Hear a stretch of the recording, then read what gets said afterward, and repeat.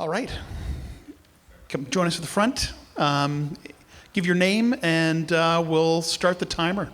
So you're furthest right. You're wanting to talk with Jonathan? Yeah, sure.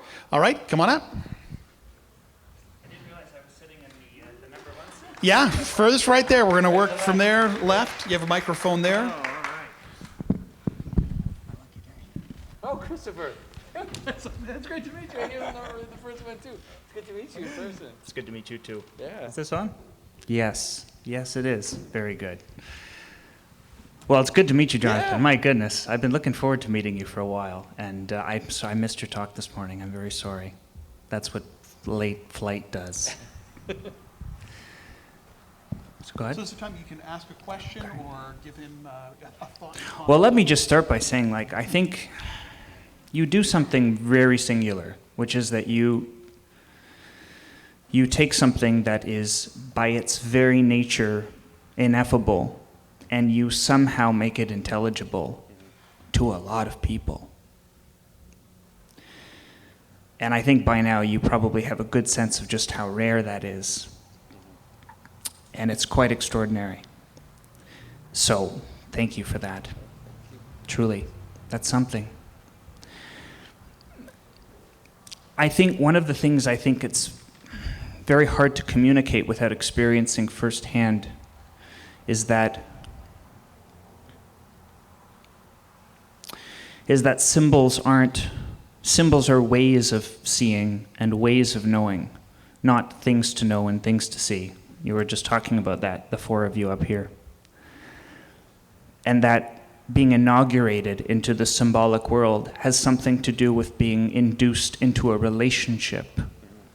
It's not something that you can infer your way into. But that's very difficult, because then it leaves open the question for a lot of people who have never been inaugurated into it knowingly, but have lived it out, maybe unconsciously or unknowingly, like looking for something in the dark that's right beside you, having only to turn the light on, you know. So if seeing the world and knowing the world symbolically is not something that you can rationalize, but you have to be related to it, then I think the question for a lot of people, the thing that dogs people, the rub is how do you find your way into that relationship? Right? How do you wake up in that world and find yourself in a relationship to it? How does that happen? Because it doesn't happen by ratiocination, right? Clearly, it doesn't happen just by dialogue. It happens by being struck by something relational. And if you had to explain it, as you have, to someone who's looking for it and doesn't know where to look for it, what would you tell them? Where to begin?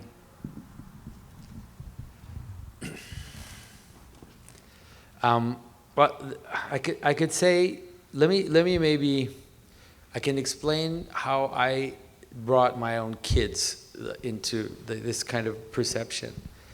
And so what I would do with my kids is, before they were even capable of understanding what we were saying, is I would just tell them a lot of stories. Just fill them up with stories, Fairy tales from the Bible, traditional stories are much better, of course, but even stories, like even modern stories, are okay. And what I would do is I would just ask them, let's say if we're reading Snow White, and I would just ask them something like, if you notice that there's some parts of the story that look like other stories, and I'd ask them, what other story does Snow White look like? And they'd be like, oh, Sleeping Beauty, right, has that princess that falls asleep. And then, trying to help them see analogies, just that, right at the outset for kids, help them just notice analogies. And my experience, at least with my kids, is that at some point they started seeing them before I pointed them out. And they not only did they see them, but they also experienced the excitement, like a kind of aha, right, that aha moment. And so that's the way that I did it with my kids, and then the way that I tried to do it with people on YouTube and grown-ups is almost like using a kind of Zen koan strategy, which is to try to think, for example, of things that, like, what are things that people don't think have meaning, or what are things that some people think that cannot be related, and then shock you into seeing the relationship. Right? And so that's why you said you can't reason yourself into it. You almost have to get like a existential shock. And then when people, I can see it on YouTube, I can't see it, but if I'm talking to people, I can look at people in the eye and I can see that light, right? You see that light go on. It's like, oh yeah, they got it. Like they saw that connection. At least that's the way that I've been, so that's why it can actually help people understand why I talk the way I do, or why I talk about the things I do, which is like I'll move from the most banal thing that you can think of, like putting on your socks, and then I'll say, well, that's like when Jesus went into Hades. And it's like, really? Like, are you crazy? And then it's like, no, I'll help you see it. I'll give you a few examples to help you like smash that together. So I think that's probably, at least that's the only way I know how to do it. Yeah. All right. Beautiful. We'll leave it there. Thanks, Christopher. And Thanks, we'll talk Jonathan. soon. Yeah. We'll talk soon. All right. Next person up. And we'll have 6 minutes for each one. 5 minutes, I'll just flash my phone to you. Okay. So you guys have a sense. Sounds good. Thank you. Thank you, Jonathan. Wonderful to meet you. Okay. Hopefully we can build something together real quick in 6 minutes here. So I've been enthralled by your discussions about higher beings and the ontology of higher beings. We're talking about like egregores and demons and all this kind of stuff, and the analogies with cities and sports teams and all this kind of thing. And I'm curious, John, just offhandedly, I think during the discussion, had mentioned Evan Thompson's mind-life continuity thesis. And I was very grateful to have studied under Evan a number of years ago.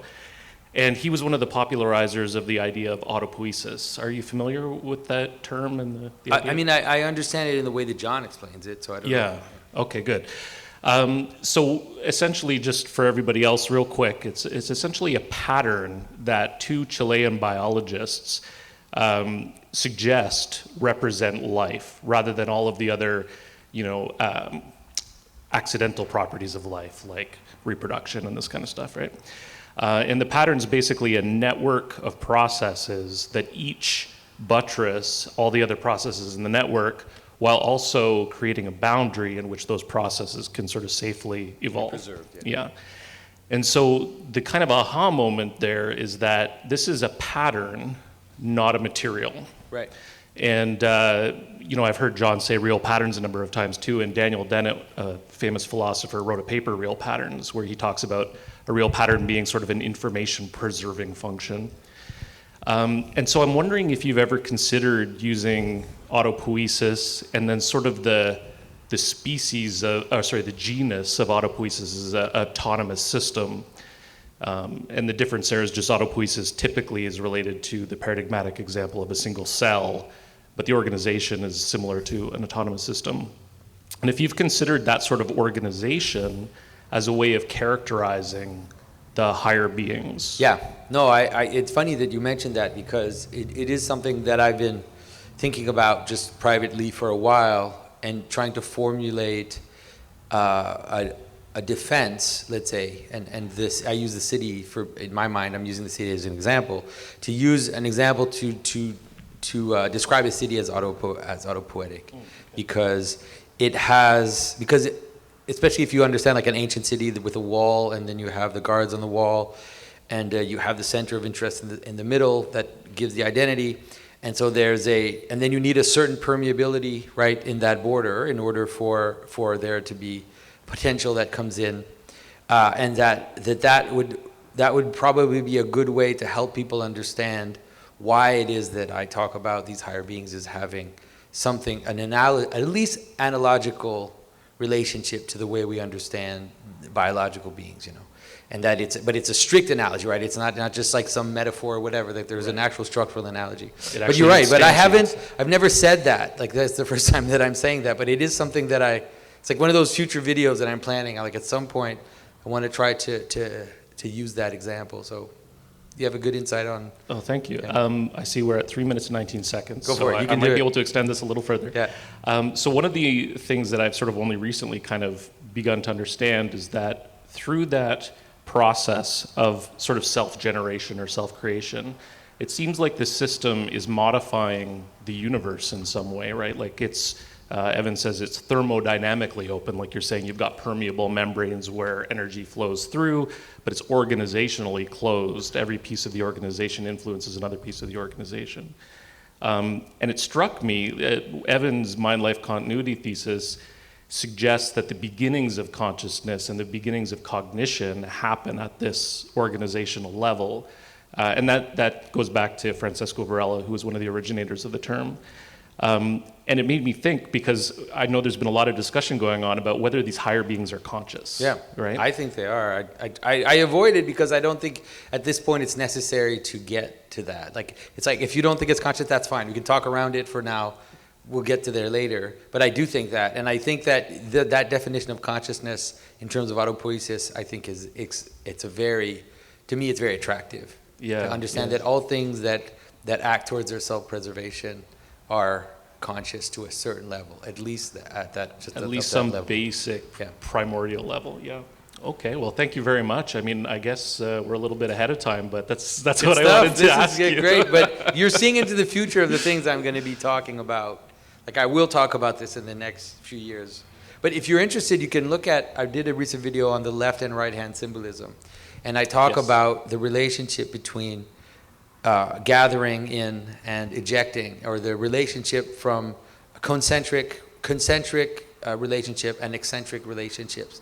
And I think that in terms of autopoiesis, it's probably a very good way to understand the problem of this self-organizing or whatever, this organized structure that necessarily must be in relationship with others. And so it has to have these two currents. And these two currents are, I mean, they're super old. You find them in the Bible, but you also find them, that's what the alchemists, they were talking about this, right? And I know for a fact that when the alchemists talked about these two currents of concentric and eccentric movement, they were talking about them as structural and not as just can I say this, as just a kind of physical representation, like some kind of chemistry thing. But it really was they were talking about a structural pattern in reality that is as true for objects as for a person or anything that we can recognize as being, yeah.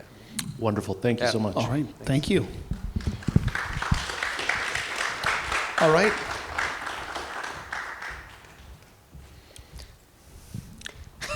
Hey.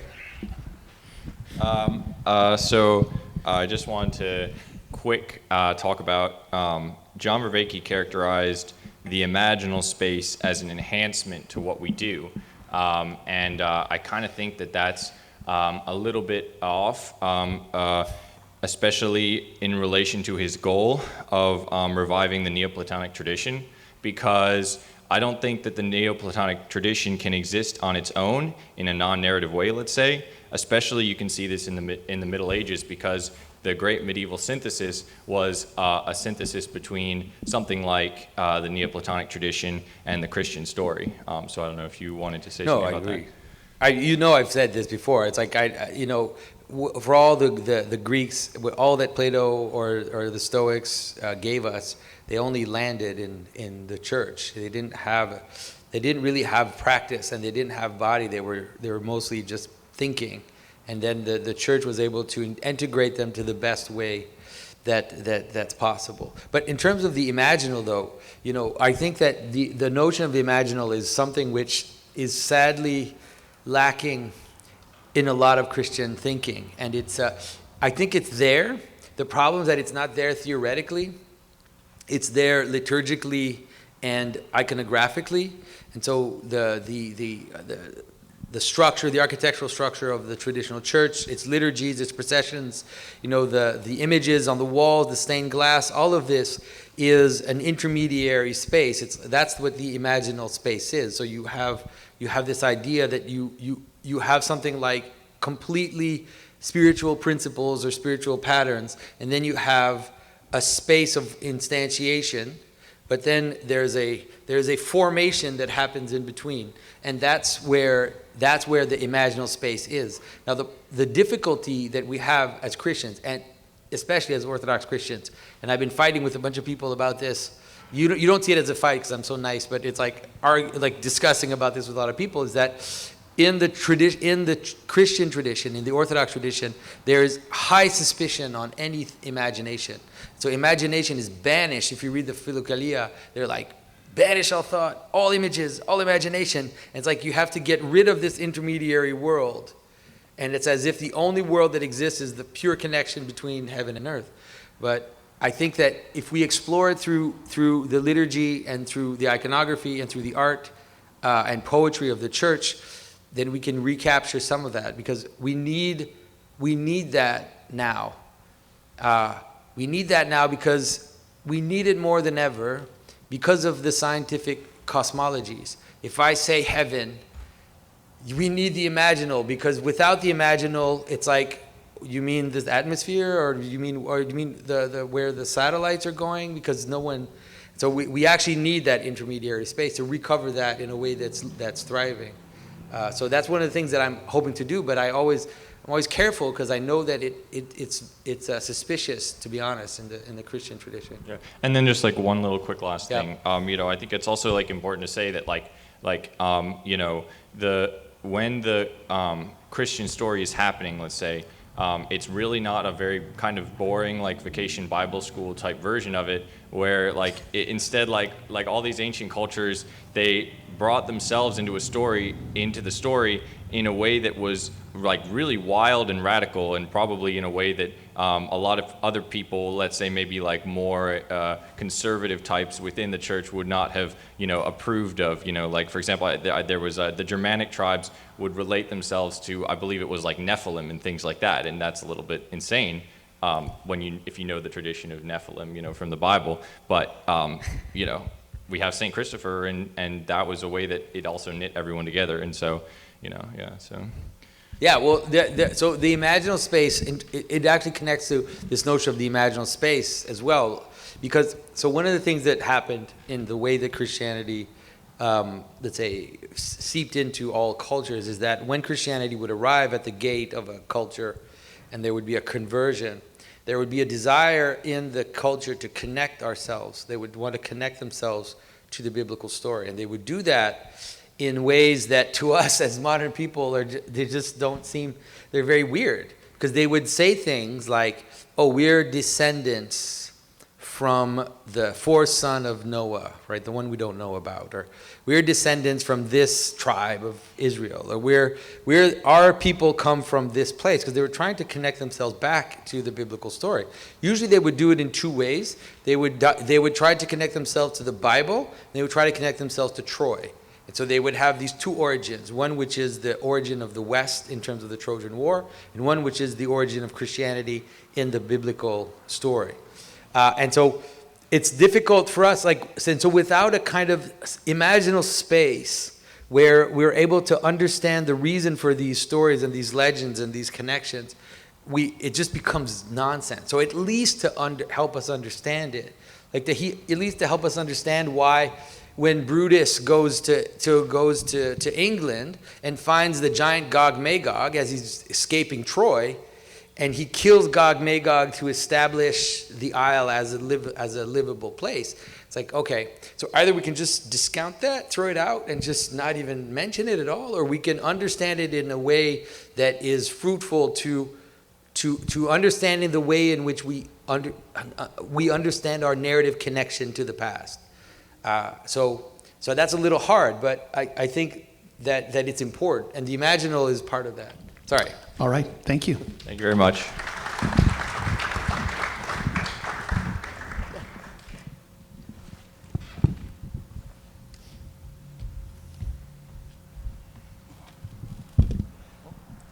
Hello, hello.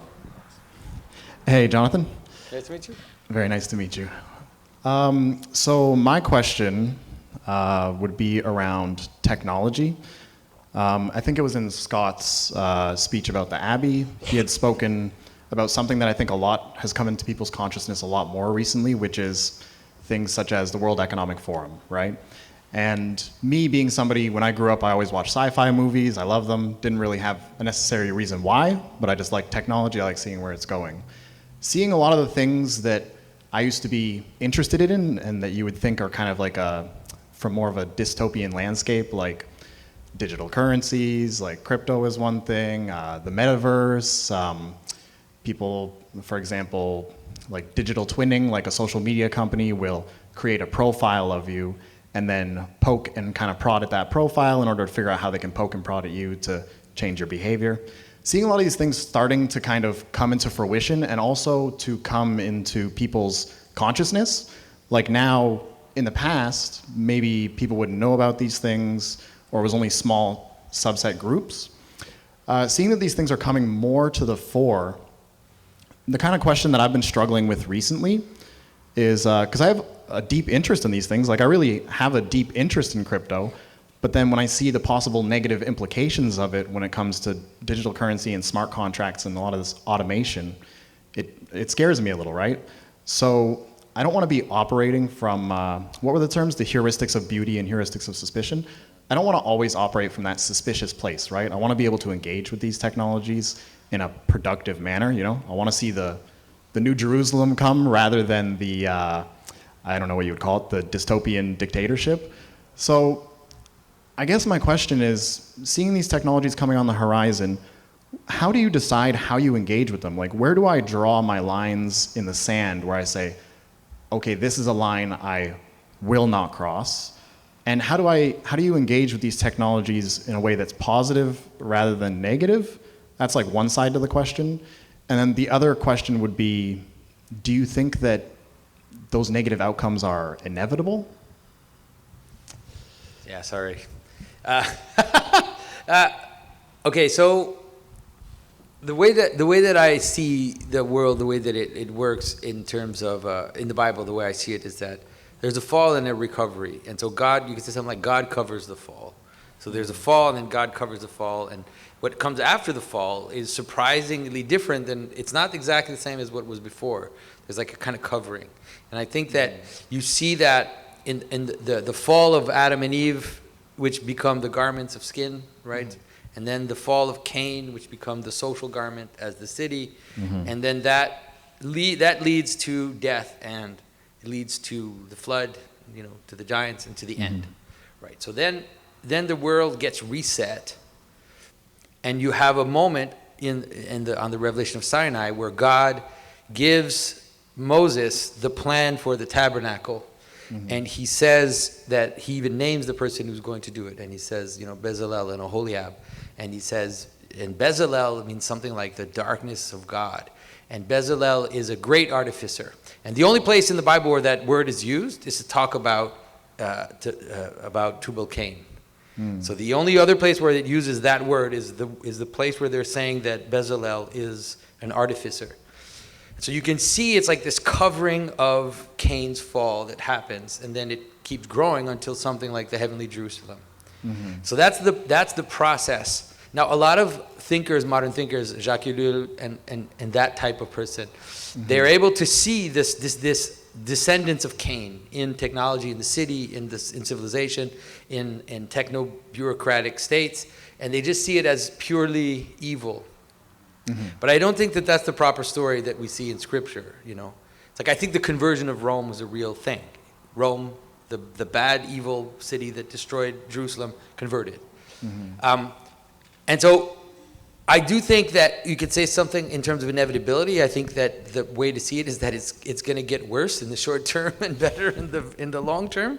But it's definitely, there's no way around the fact that we're going to go towards a crisis. Mm-hmm. And that the crisis of the technical state and of the bureaucratic, powerful state is imaged, of course, in Revelation as the beast, the number of the beast, all these types of images, which are very good if you want to understand the problem of how the state works.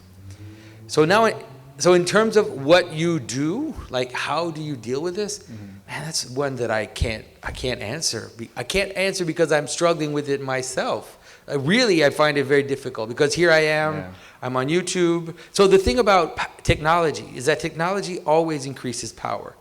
That's what technology does. That's pretty much the only thing it does. And so that power that it increases is real. It's a real increase in power. So it's a real increase in for example, like I can talk to way more people, me, that the best Baptist preacher, 100 years ago could talk to. And I could do that sitting in front of a screen and a camera. So it's crazy. The crazy increase in power is insane.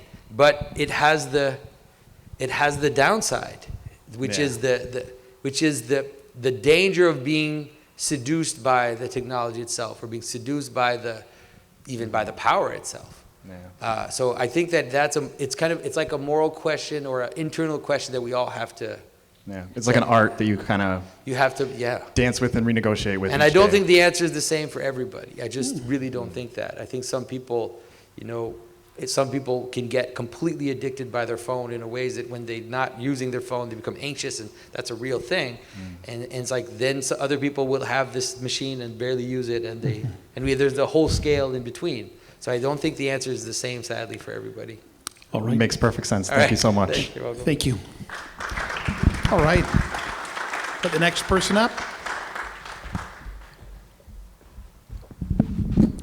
Hi. Hey. I had some thoughts about your conversation with Richard this morning, and I was wondering if I can get your thoughts on that. Sure. So Richard talked about is there a dogmatic belief required for some of that participation? And I think you answered with there's a diversity spectrum of people who are all in, all the way to the outskirts of people who are less so, which I think implies that some level of belief is necessary to unlock the potential of full participation. And then you posed a question to him about how might someone outside of that religious structure participate in those things. And we have the idea of Rotary groups, where they are devoted to some kind of service, but then he brought in this hedonistic aspect of self-pleasure. They do it for the self-pleasure. And I think you brought up an interesting point of, well, how does self-sacrifice relate to that? Because it seems that if you're driven by pleasure, self-pleasure, there will be a severe limitation to how far you will go self-sacrificially. And so I wanted to kind of ask about this. I come from a Christian perspective, and so I believe that there is a totality of depth to the Christ story that's not represented anywhere else, and the buy-in to that story is what actually allows the full amount of self-sacrifice to occur. And so as people kind of do this mass exodus out of the church, partly because of the problematic dogmatic aspects, my desire would be as a Christian, just come back, right? But on a realistic point of view, it's like I know some people will be so dissuaded by the dogmatic aspects, they won't come back, but they'll still want meaning and maybe a practical pursuit of virtue. And so my question to you is, what are your thoughts on how much someone can actually achieve a self-sacrificial life of love without being centered in that Christ story? And if so, how might they go about practically achieving that as much as they can? So, I mean, I think that the way to understand that question is that, we're still in the Christian story. Like, there's no way around that. The atheists are all in the Christian story. I'm sorry. We're still bound by that. It's still happening. It's still playing itself out.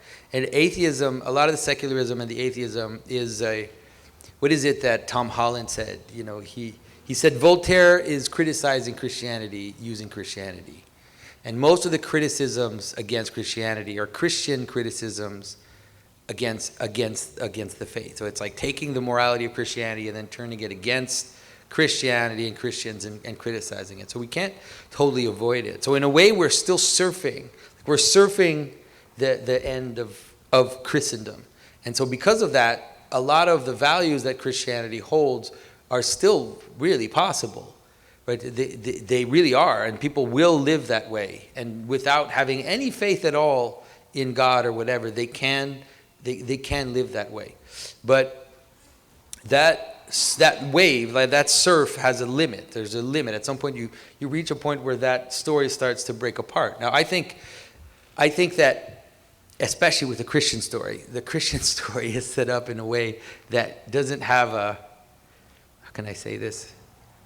It leads to something like Antichrist. That seems to be the way that it's presented, which is that it leads to its opposite ultimately, but that plays a mysterious role in bringing it back. So you come to the end of the Christian story, And then you come to a place where the only thing left. René Girard talked about that. He said after the revelation of self-sacrifice as the foundation of reality, you can only either be a Christian or Antichrist. There's no other way to play it out, because, and you can see it, like the Antichrist moment that we're living through, this idea of like the praise of the victim. That's a Christian trope. There's no other culture that has something like that. It's actually a Christian trope, and the idea that, but then it's a weaponized Christian trope. It's like, I see it in the story of Judas especially. Judas Judas shows us what this Antichrist moment that we're living looks like. He goes to Jesus, and the woman comes to worship him and wash his feet. And Judas says, oh, you should have sold that perfume and given it to the poor. Okay? And so the question is, does Jesus say we should help the poor? We heard it this morning, right? It was like pretty extreme. It's pretty intense, right? And so here's this woman coming to like sacrifice this perfume in order to wash the feet of Christ. And then Christ's answer is, like, this is the higher part, right? She's the one who's right. You're wrong.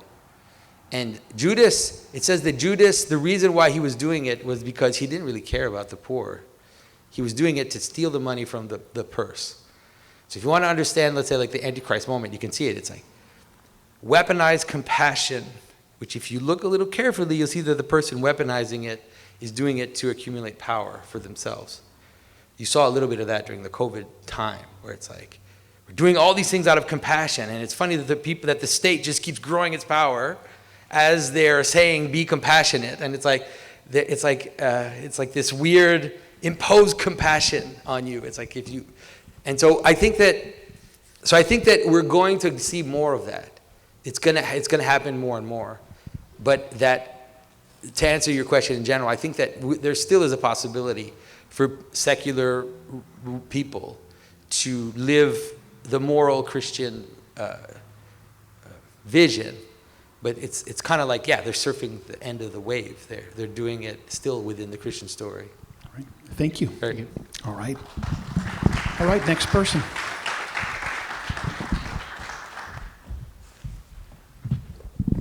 Hi. Thank you very much for coming out. This has been great. I think my first question was stolen by Matt, and then my backup was stolen by Mike. So this might be quick, so I've been reading The Language of Creation. Okay. And there's a lot of talk about the ancient worldview, right?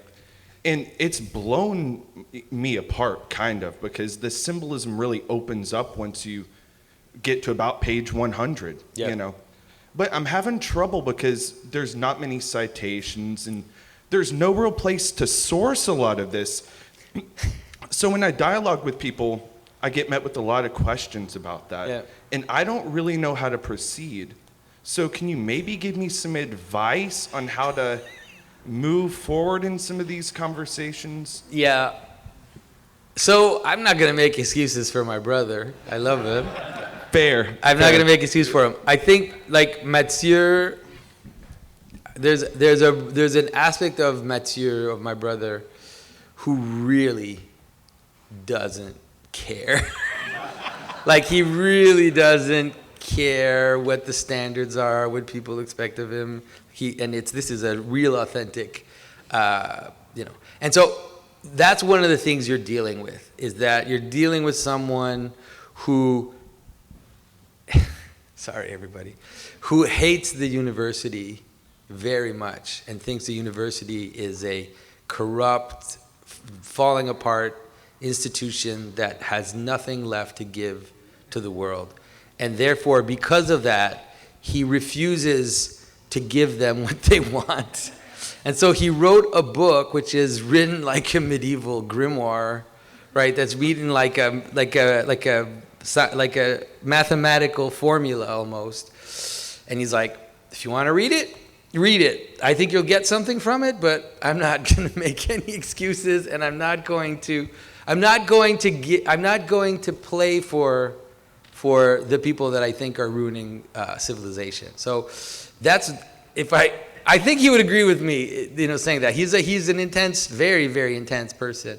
But in terms of hints, like, I think that I think though that there are definitely sources. And so you can, I mentioned them, for example, within Christianity, you will find that St. Maximus, St. Gregory of Nyssa, you will find it in St. Ephrem the Syrian, the Hymns of Paradise. The structure of the Hymns of Paradise is exactly the structure of my brother's book. It's just this cosmic structure, but it's described in a poetic fashion. So if you're looking for someone who described the structure mathematically the way he did, in some ways you might not be able to find it, because there's also one of the problems of symbolism that I mentioned before, is that one of the reasons why we have to explain symbolism is not a great thing. Like, explaining symbolism is actually something like covering the fall, right? So it's not the best, because the reason why I have to explain it is because people don't live in it anymore, right? And so the ancients, it was just the water in which they were in. So because of that, you wouldn't find someone explaining the analogies that the church fathers used. They just used them, right? And they would say, here's this story in the Old Testament, and and it points to Christ in this way. And they would be like, yeah, that's all they needed to do. But they didn't have to say, well, there's this hierarchy of beings, and there's this structure, and all this stuff that we now have to explain, because for them, this is just the world they live in. But there are sources. You can find them in some of the texts that I mentioned. You will also find it in most texts that have a kind of mystical approach to reality will have something like that in them. You can read, there's a text called the Apocalypse of Pseudo-Methodius, which, and different universal histories, for example, the Legends of Alexander. There's all these later iterations that try to help you understand the structure and kind of how it lays itself up, but they won't explain it. They'll just show it to you, and that's why it's harder.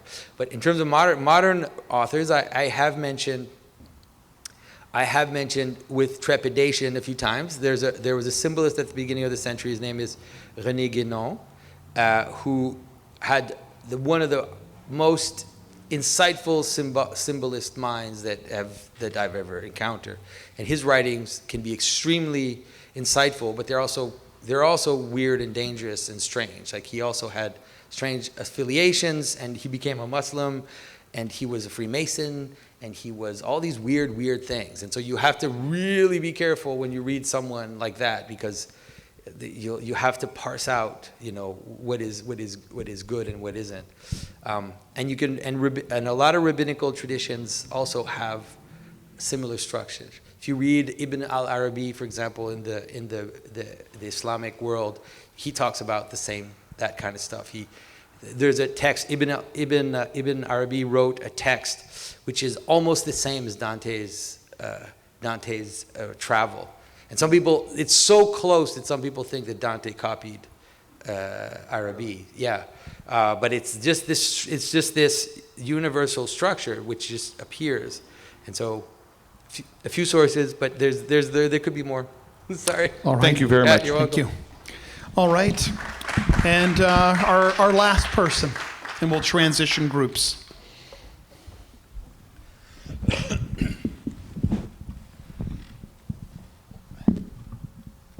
Well, first things first, thank you very much, Jonathan. This has been really cool. I had no idea what to expect. I have to confess, I'm not familiar with your videos or the movement, but it's been really cool, and it's special to be here. So I study political theology. I'm a PhD student at University of Toronto, and as I'm listening to what you've been sharing, it's been really cool to hear, because I'm fairly convinced that the way that you are going about these things is the way forward, from a theological perspective, and just from I'm all about building bridges. I think building bridges and making connections and integration is so important. So it's been really exciting to be here. I think one of the questions that comes to mind for me is, so I'm studying political theology, and right now I've been reading a lot of critical theory, a lot of social theory, and integrating it theologically and into my project.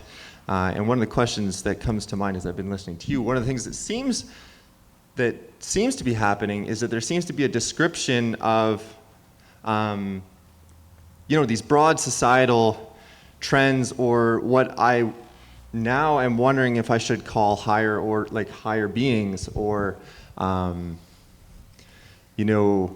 like these intelligences that you discussed. And so I'm wondering about, what you think of the relationship between what critical theory would describe, some of the things that critical theory would describe. If you want to talk about like colonialism, for example, it's very relevant up here in Canada, especially post-TRC. We're talking a lot about colonialism. How do you think that would reflect? How would you integrate that with what you're talking about in terms of higher beings and stuff like that? Well, one of the things we're going to see happen, and we're already kind of seeing it happen, is we're going to see something like a fight of the gods, right? So it's not this is obviously an analogy to help you understand, is that as the central kind of common worldview starts to fray, we're going to start to see a fight over what to worship. And the fight over what to worship is going to manifest itself in a fight of theories of what is more true, what is more real. And so for example, the example colonialism is a really good one, which is that, let's say, what is the origin of Canada, right? What makes Canada Canada? And so some people will point to certain things, right? The founding, the exploration, this and that. And then others will say, well, no, it's violence, it's colonialism. And the difficulty is that becomes even more and more true at the end, you could say, of a story. Because all stories have sin in them, sadly. Like no story is bereft of sin. Like no nation, no person, everybody has sinned. And so how do we deal with that in the story? So you found something, and usually in the founding is a hidden sin. It's like a secret sin that you don't talk about right away. And then that sin is dealt with in different ways. It's kind of hidden, or it's kind of shoved aside, and we have our narrative. And as the narrative starts to weaken, it's normal that then the sins start to appear and start to reveal fruits that we hadn't talked about right now. And so the whole question, let's say, of how Canadians dealt with the native population and the notion of colonialism in terms of colonialism of the global South in general, that is exactly something like that, where the glorious story of expansion and all these things has a secret sin in it, which is colonialism. Now, the danger is to worship that God completely too, because if we just, let's say, how can I say this? If we just focus on the sin and we want to destroy the being because of its sin, it's not gonna play out well, because everything has sin. Like all of the stories have that in them. And so that is the way that I try to deal with that myself, is I believe that there's a way to balance our attention and to just balance it in the right way. Mm-hmm. That is, in the ancient world, they had these stories. Like, for example, they call them the nine worthies, right, in the late Middle Ages, and they would have these important characters in history. So they would have these pagan characters. I think it was Alexander and I forget who they were. And then what they would say was they would give their virtue. This is why they're worthy. We would honor them. And then they would also say, well, here are their vices, and this is how we have to avoid being like them. And I think that's something that it's because of the way that critical theory works, and because it's a revolutionary structure, it tries to weaponize the sin against the being, right? It's like, here's this evil thing you did, we're going to use it to destroy you. And I think that we have to really be careful about that. The best thing for us to do, the problem is that then the conservatives, they just react and they're like, no, no, no, no, no, no, no, no, no. It's like, no, no, yes, yes, you did that, we did that, we did these horrible things. We have to be able to integrate them properly, to give the due to the horrible things we did, but without forgetting also the good aspects of the story. So in terms of political theory, I think that to me seems to be the way to go into the future, and to realize also that we all have those sins, and it's a fractal thing.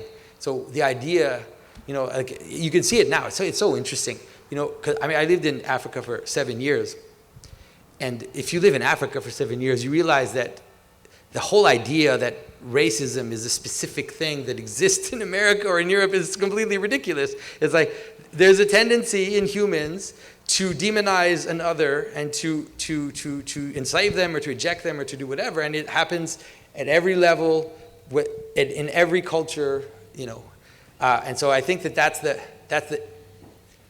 danger of thinking that it's only one, that Canada is the only country that has ever done horrible things. Like, no. But we should own up for the horrible things we've done. But I don't know, like, I haven't thought about it in terms of principalities per se, but in a way, it is a kind of a fight over, at least a fight over narrative, and you could see it as a kind of struggle of the gods, maybe. Yeah. Thank you for that. That was helpful. All right, thank you.